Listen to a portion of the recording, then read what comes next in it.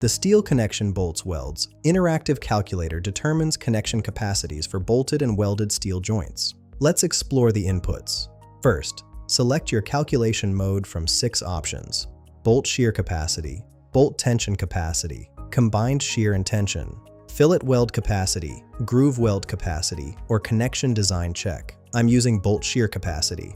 Choose your bolt grade, A325, A490, or A307. I've selected A325. Set thread condition to either threads excluded or threads included. I'm using threads excluded. Select shear planes as single shear or double shear. I've chosen single shear. Now enter your values. I'll input bolt diameter of 0.75 inches and number of bolts as 4. After clicking Calculate Connection Capacity, here are my results. The design capacity shows 71.57 kips, which is the allowable load for this connection.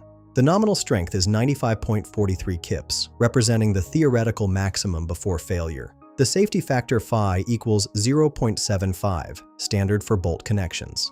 The additional information reveals each bolt has an area of 0.4418 square inches, with a nominal shear stress of 54.0 ksi, giving a per bolt nominal capacity of 23.86 kips in single shear. Find the link in the description below.